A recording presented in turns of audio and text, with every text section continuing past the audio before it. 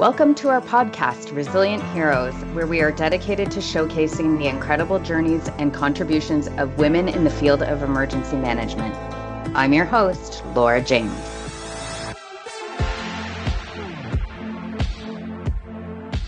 Welcome back to Resilient Heroes, the podcast where we celebrate women who are redefining resilience, challenging assumptions, and building stronger communities through innovation, leadership, and purpose. Today's guest is one of the most fascinating career journeys we've featured on Resilient Heroes. She's described herself as a math nerd turned farmer, but her story is really about using creativity, technology, and compassion to solve some of society's biggest challenges. From international mathematics competitions to a 90-acre farm in upstate New York, from strengthening local food systems to leading one of the most innovative public benefit technology companies in North America, she has spent her career connecting people with the resources they need most. As CEO of AidKit, Brittany Christenson leads a public benefit corporation that has distributed more than $400 million directly to over 110,000 households across 27 states, helping people recover from disasters, economic hardship, and major life disruptions with speed, dignity, and trust. Brittany, welcome to Resilient Heroes. We're thrilled to have you with us. Hey, thank you so much for having me. I'm really happy to be here. So, on Resilient Heroes, we love to start with origin stories, especially the unexpected or the unusual. And yours is one of those. So, you have described yourself to me as a math nerd turned farmer. And that's not a career path that most people would predict. So, take us back to the beginning for you. What drew you to mathematics? And then what eventually led you into life on a 90-acre farm? Yeah, thank you so much. So I have always just found math to be one of those very few corners of the world where things make sense.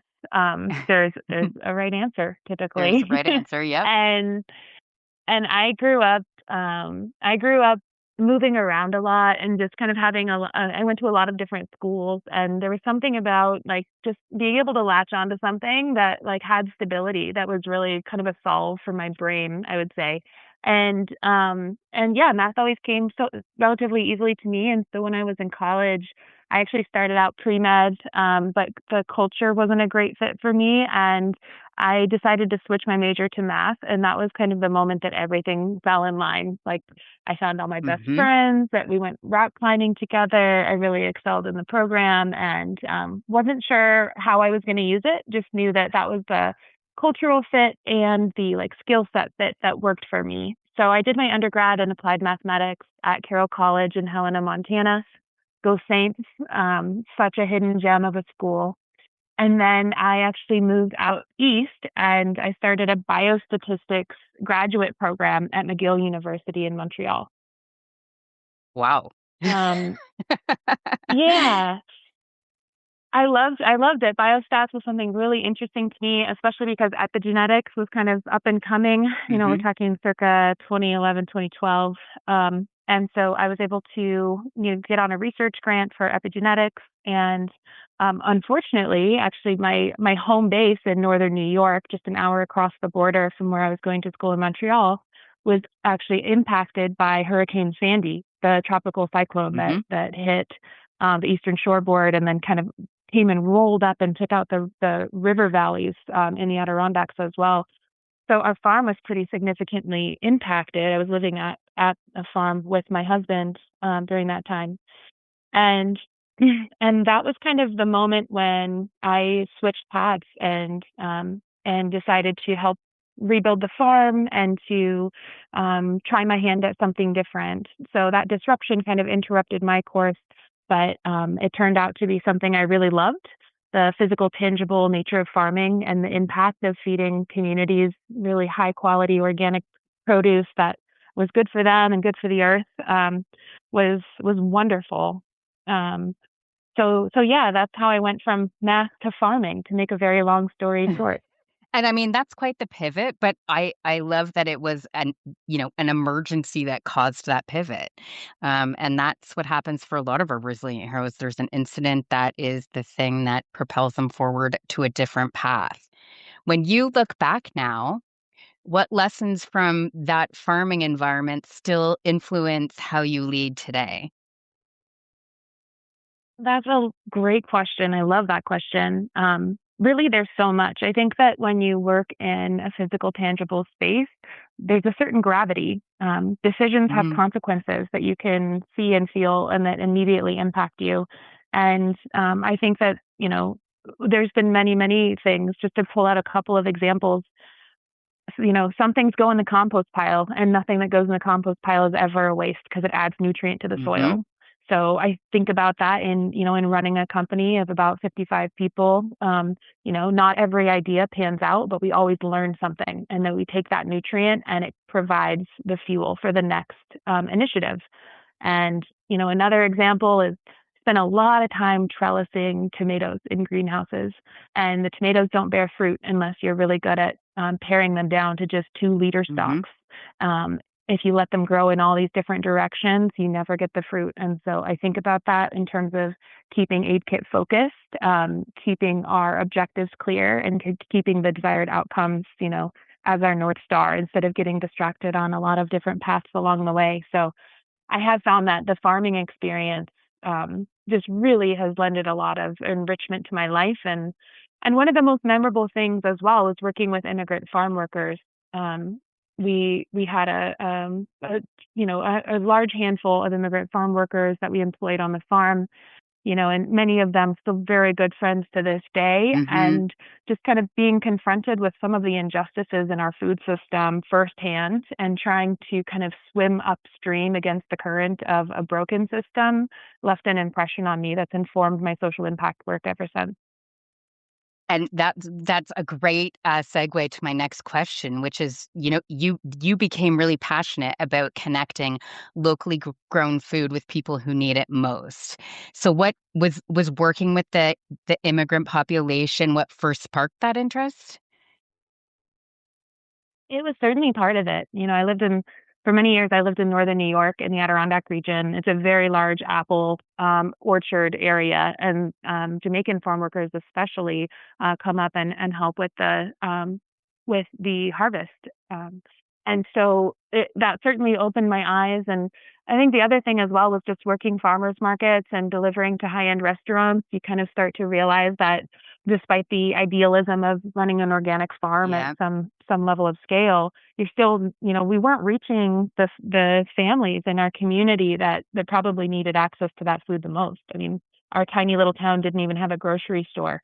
So I really felt the imperative to bridge that gap in access for families who needed it the most. And that's when I decided to leave the full-time on-farm work and to begin working in the nonprofit sector as executive director of ADK Action. So, I mean, you really saw a need and then it propelled you to your next step forward, which I love. And that is something that all of the resilient heroes do as well. It's something that sparks your interest, you feel very deeply about, and then you move forward. So I'm going to ask you, your time leading agricultural and food access initiatives. During that time, what did you learn about the relationship between resilience, community, and basic human needs? So at the end of the day, we we as community members, we as humans on this earth, I think, have the responsibility to support each other and to create conditions Hmm. where people can thrive, especially young people, that are living in outcomes that weren't determined by them and their actions. And so, really the challenges that we're up against with climate change and with the like massive increase in the prevalence of billion-dollar plus disasters year over year Yep. um, creates an imperative where we have to work together. We have to find ways to be ready for what's coming. Natural disasters used to be, a lot more rare, and they would happen, they'd be devastating, and we'd figure out a way to rebuild. But now it's almost like these recurring rolling disruptions, Yep. and Back to a back. lot of communities, yeah, just a lot of communities feel like they can't get a break. And so we have to be thinking about how to meet our basic needs. We have to be thinking about resilience, and we have to put the people that need help the most first. Um, so yeah, a lot of intersectionality there.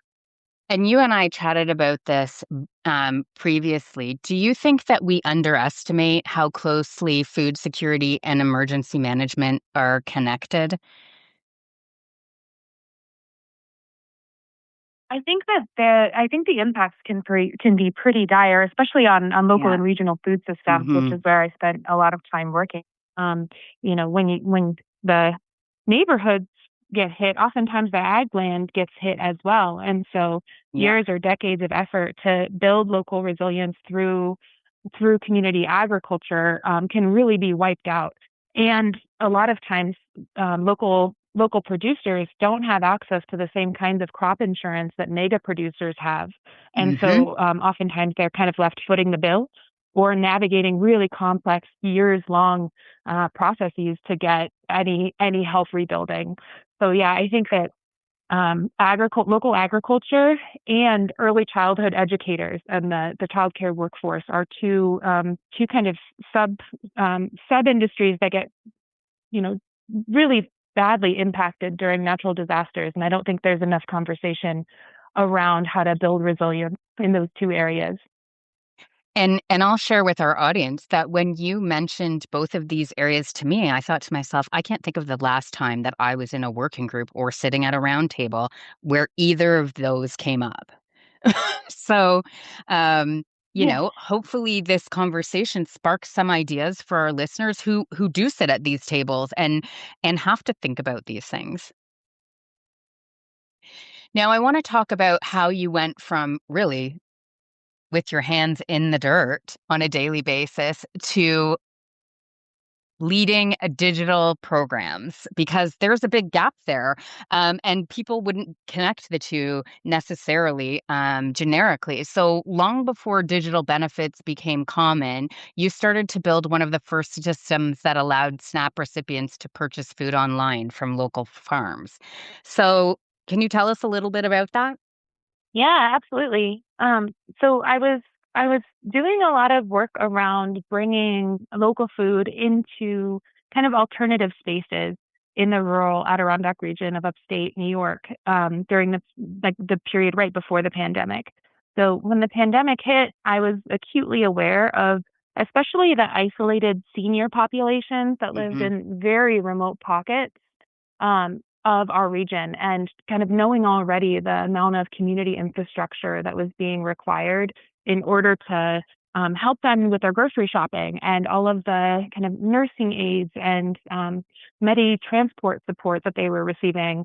It was just really terrifying to think of a lot of those services shutting down because they did. The Yep. transportation was affected and shut down. A lot of the home delivery was shut down, and so I just knew we had a lot of vulnerable people um, that were in a very, very dire situation. And so I was able to kind of work with a network of incredible community-based organizations, the Community Foundations, the Cornell Cooperative Extension, and together we were able to put together a program through our local food hub to deliver farm food right to the doors of folks who were severely impacted by the pandemic. And that program ended up really taking off. We were reaching thousands of families around the region, and as the transportation came back online, and as the in-home aids came back online, we kept hearing from the program participants that they really wanted to keep getting this food. That the quality Mm. and the convenience was amazing for them, um, and many of them were on SNAP, Supplemental Nutrition Assistance Program. So we started to research, how we could possibly allow them to purchase the food using their SNAP benefits and then have it delivered to their door. And we learned of a USDA pilot program to allow certain vendors that had qualified to run this kind of program. And it was a very arduous process, but we were able to partner with a tech company called Forage, and they helped us build out almost like a PayPal Hmm. extension at the end of the checkout process so that individuals could use SNAP. And they had to go through a regulatory process to become an approved third party processor with the federal government, which had a lot of red tape involved, but they were able to navigate it. We were able to stand up the system. And we were able to launch the Snap Online pilot for our region. And I think at one point it was like Amazon, Walmart, and us. Um, so it was a pretty cool honor to be able to have a small regional food system participate in such a massive scale pilot. And I think Incredible. that's where yeah, thank you. So many people were involved. It was such a massive collaboration, but we were really proud of what we were able to achieve together. So I know, working for a tech company myself, that innovation often requires challenging the status quo. And you managed to get that up and running in what I would call lightning speed compared to many programs that take years to get off the ground. So, were there moments when people told you this wasn't going to work, this will never happen? Were there barriers to that you thought you would never get over? How did you manage it when people told you that it wouldn't or couldn't be done? That's a great question. And I don't know that anyone ever told us it couldn't be done, but it was a very opaque process. And I think that's because it was new and guidelines and regulations were still being written. And so, every time we would kind of compete or complete the next step in the process, we would think we were done, but there was always another hurdle on the other side of it in terms of getting approved to participate in the pilot. So that was the challenge. We were lucky to have some really strong philanthropic partners that were able and willing to Mm. kind of fill the gap, because what we didn't want to do was to lose that continuity of food access for the people that we were serving. So there were some delays, but eventually we got over the line, and it was a really really joyous day when we got the good news that we were going to be able to allow folks to use Snap to check out online, and the whole community rallied behind it. So definitely a success story. And I think the context has changed so much now Instacart and all these delivery services accept Snap, It's and true. people can get Snap to their door. So we're just, at the end of the day, I feel like that process has been kind of adopted nationally in a way that is really beneficial. And now food access is quite different in rural areas because there are more, it's still not all the way there, but there are more delivery options for SNAP recipients. And so you were really like one of the founding partners in making that all happen, which is so cool for our listeners to hear. Now, I want to talk about where you are today. Today, you're leading AidKit, an organization that has delivered more than $400 million directly to households across the United States. And for listeners that aren't familiar with AidKit, what problem were you trying to solve? So at AidKit, it was actually kind of a natural bridge over from my last role, Hmm. but it was pandemic cash assistance was kind of the original um, problem that AidKit was trying to solve, and it's specifically for very difficult to reach populations. So our four co-founders, who had started nonprofit initiatives prior to me joining, um, they were trying to solve the problem of excluded populations who didn't have access to unemployment insurance or stimulus checks. And so they came up with a cash assistance program that was pretty rigorously defined and raised $40 million to deliver cash assistance all across the state of Colorado. And along the way of getting those dollars out the door, it was quite the challenge on two sides. On the one end, accessibility, because when you're working with populations that may be dominated by immigrant communities that don't speak English as a first Hmm. language, First Nations, tribal communities, and also like unhoused individuals, Yeah. being able to just access the forms and participate in the process can be really challenging. And you have to think about all of the technology edge cases. So normally technology solves for, the 80% in the middle of the bell curve. Our team was really solving for the hardest to reach edge cases. Um, so accessibility was a big challenge. And then data privacy and security and compliance as well, because we're talking about, yeah, Hmm. for, millions and millions of dollars, Hmm. government funding, being able to navigate in a way that's very above board, very auditable, and really the moral imperative of protecting the data privacy of participants as well. So AidKit was born to solve both those challenges. Let's figure out a way to, prevent fraud, build trust, and get money to people who qualify for cash assistance programs. The one phrase that stands out in your work is delivering assistance with speed, dignity, and trust. Why are those three words so important to your organization? And what do traditional aid systems sometimes get wrong, in your opinion? So absolutely. So from our perspective, speed is such an imperative, Mm-hmm. especially having come up during the pandemic emergency and being so active in disaster response. The speed to respond is often what makes the difference between families being able to, quickly get some stabilized housing and have access to things that will meet their basic needs versus being displaced and having a much longer, much more fraught path to Yes. recovery. So we've identified speed as one of our biggest differentiators early on. And we actually have, we've built a system that allows for rapid configuration of custom programs in a way that truly wasn't possible 5 years ago.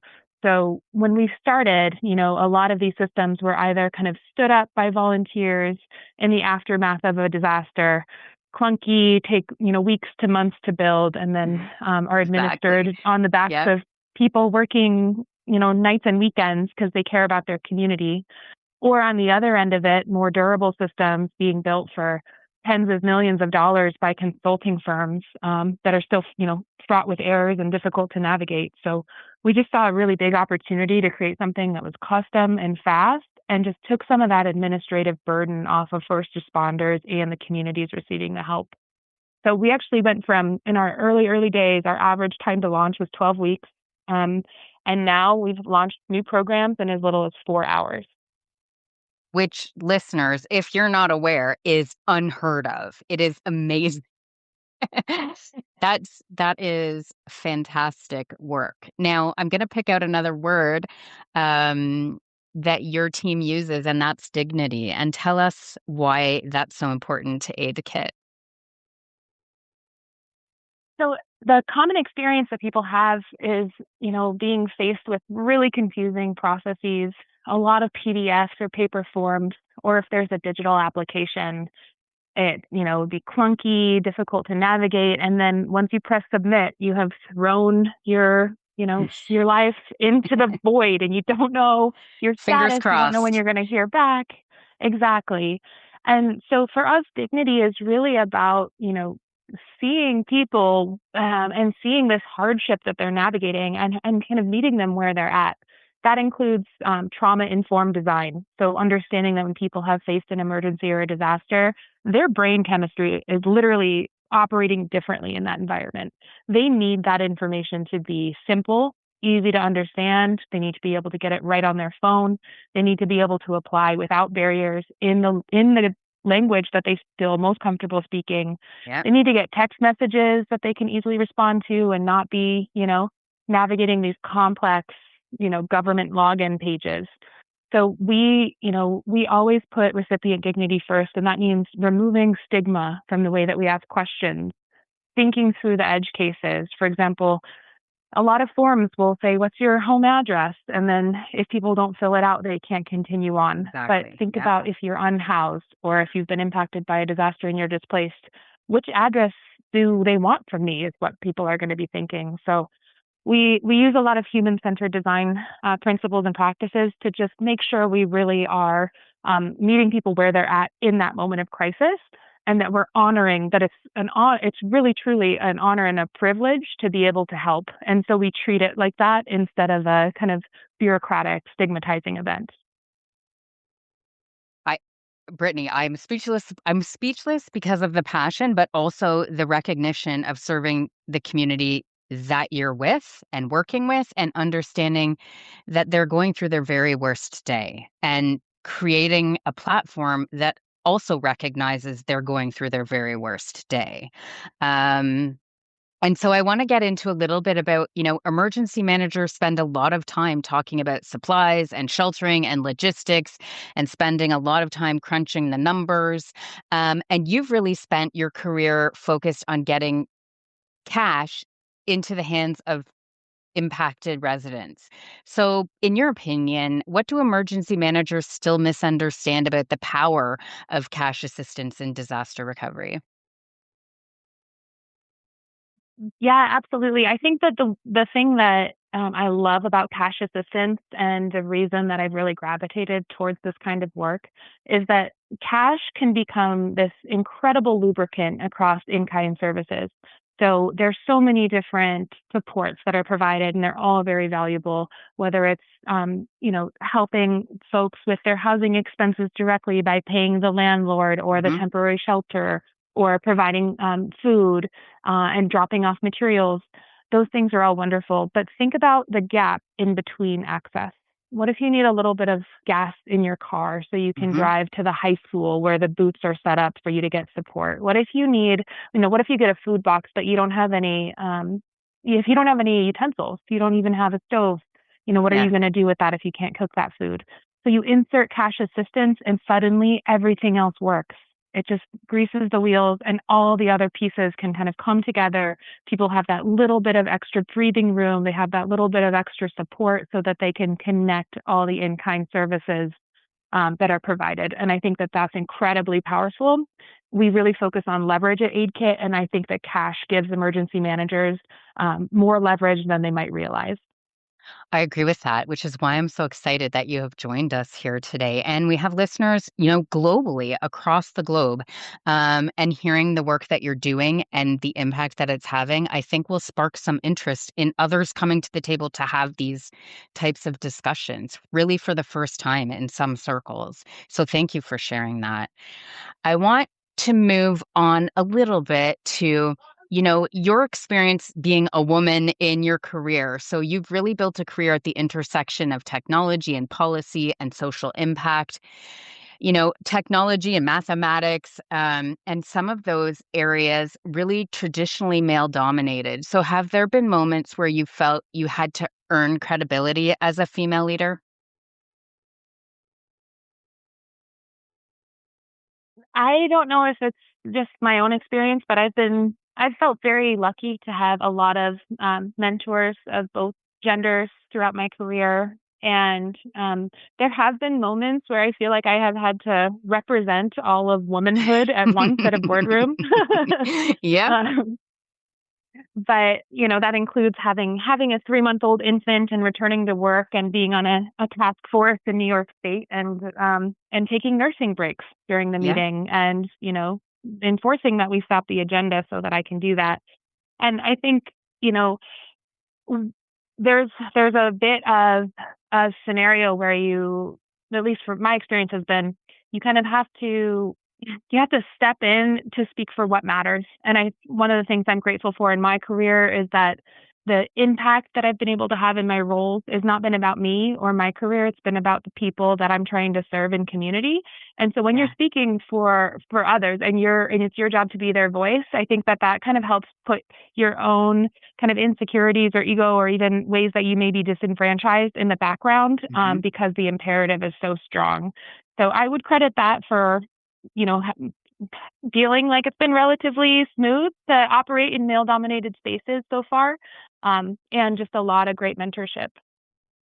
I love that. And mentorship, I know, is something we all say, but not all of us do as well as others. But I have heard from your team how fantastic you are to work with. So I'm just going to give you a little credit there.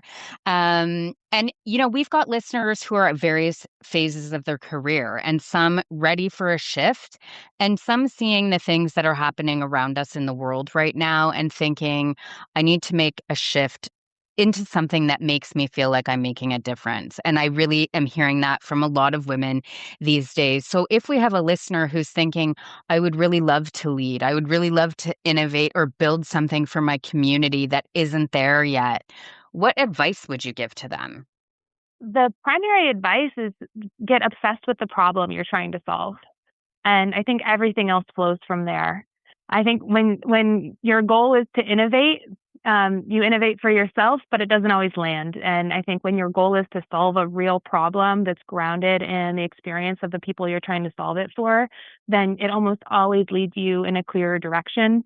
And then it opens up a lot of possibilities for how you can kind of get into it. So maybe you volunteer for a nonprofit whose mission you really believe in, and you participate in community advisory councils, and that inspires you to solve a problem with technology. Well, it's never been easier to to build software now that we have AI and agents. It's true. And I think that the closer you are as someone who really cares to the domain you're trying to solve in, the more power you have to create something that can be really, really valuable.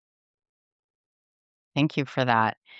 Now, we talk a lot about professional resilience on this podcast, but resilience is also very personal. And as resilient heroes, many of us manage many things beyond our professional career. And you're a mom of two, you're an outdoor enthusiast, you also love art. So, how did these parts of your life influence how you lead? I mean, you just gave a great example, asking a team to hold the agenda so you can take time to feed. I mean, that right there is an example of, how you have changed the way you lead because you've become a mom now. But tell us, are the other parts of your life, do they intersect and how do they change or influence how you lead your team? I think it's such a journey, and I know that a lot of your audience is emergency managers, and Mhm. I've noticed a trend. There's a little bit of an adrenaline junkie It's vibe absolutely that can true. happen with this group, and count me in because I never have more clarity or focus or drive than when things are in crisis mode. That's when I'm alive. That's when I feel my best. That's when my back forgets that it hurts. Um, Exactly. but then there's also the fallout from that, right? It's like that you pay the bill later and there's no getting around that. And, I'm 37 now. I've got a family. I've, been a leader for many years now in my career. And what I've learned is that both for myself, but also for my team, you have to pace yourself and you have to find ways to really enforce that nervous system reset that you need.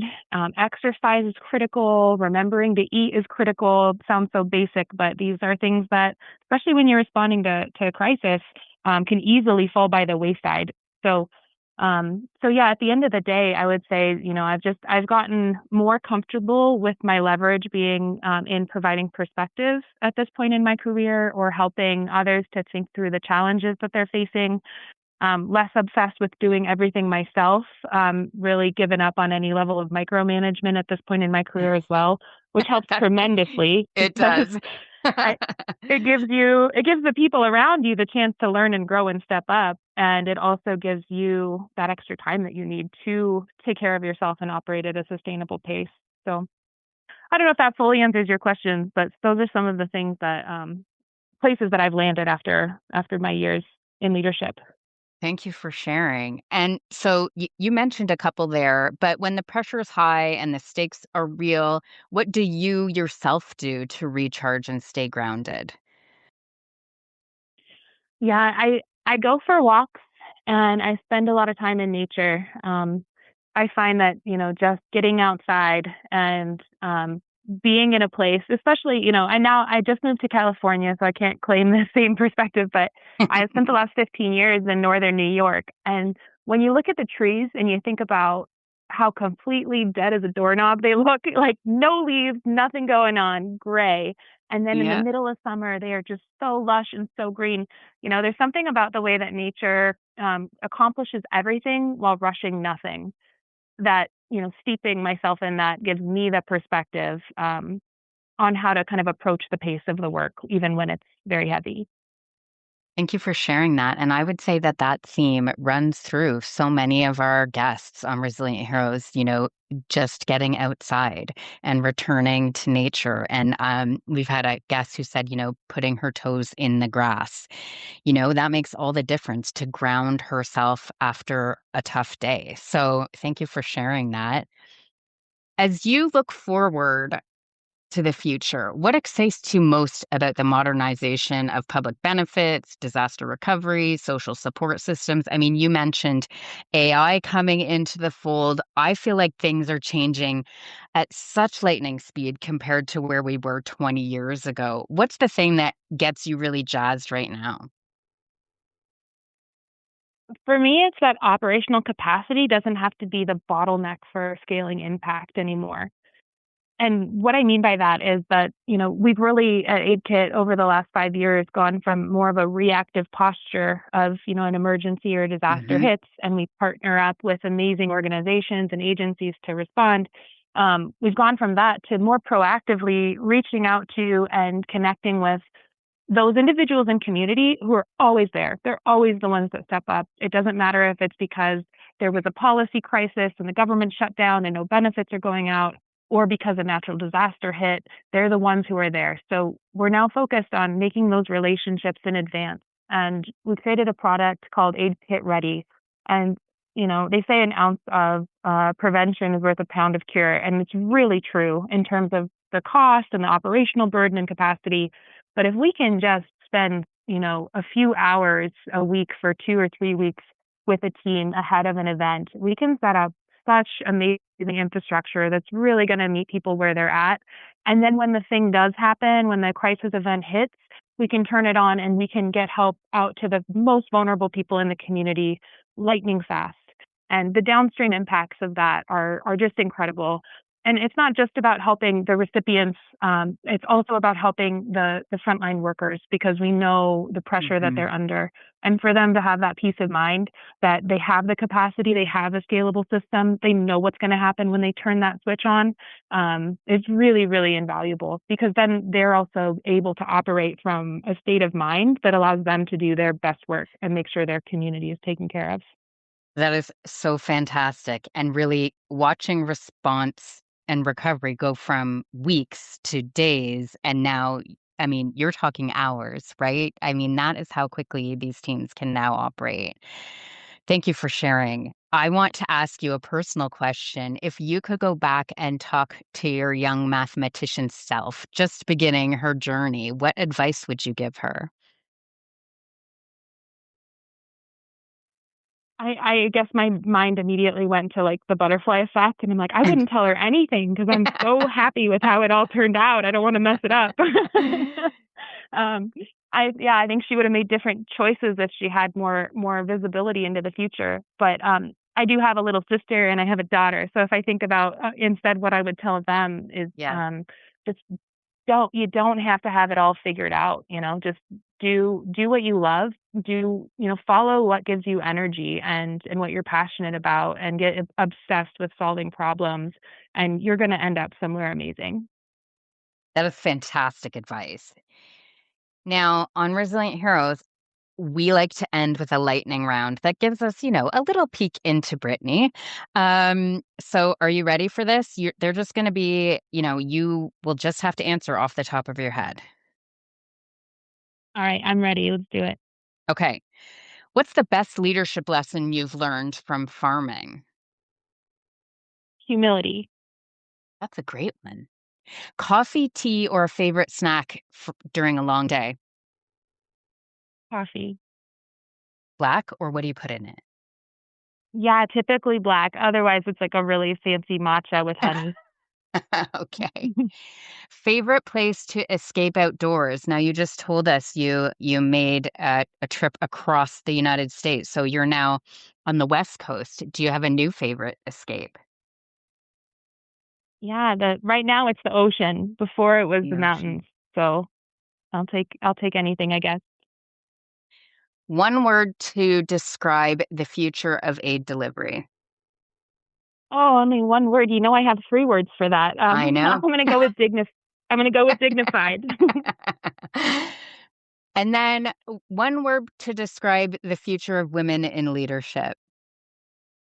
Powerful. I love that. So, Brittany, I want to thank you so much for taking time out of your busy life to give Resilient Heroes a little insight into the making of AidKit.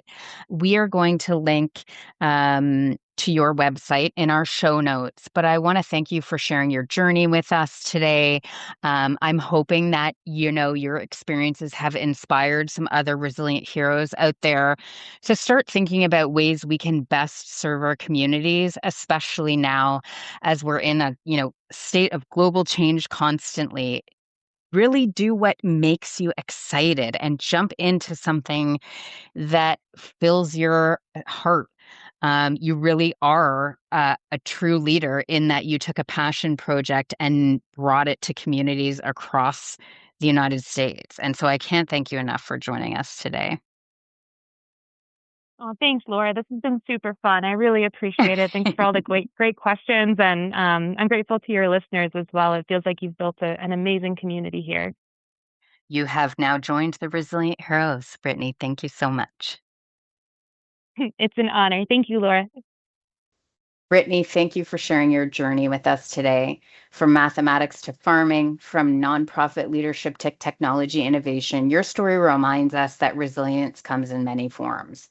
Sometimes it's found in data, sometimes it's found in community, and sometimes it's found in building systems that help people when they need it most. To our resilient heroes, here's your challenge and call to action for this week. Think about the processes, policies, or systems in your organization that have become more complicated than they need to be. What would happen if you redesigned these with dignity, trust, and the people you serve at the center? Because resilience isn't just about responding to challenges, it's about building systems that work for people before the crisis arrives. Until next time, stay prepared, stay curious, stay resilient. Unprecedented is what we do. The opinions expressed on this podcast are those of the hosts and guests and do not necessarily reflect the views of Buffalo Computer Graphics. All content is for informational purposes only. Are you or someone you know a resilient hero and would be interested in contributing to our podcast? We would love to hear from you. Please contact us at RHpodcast@buffalocomputergraphics.com.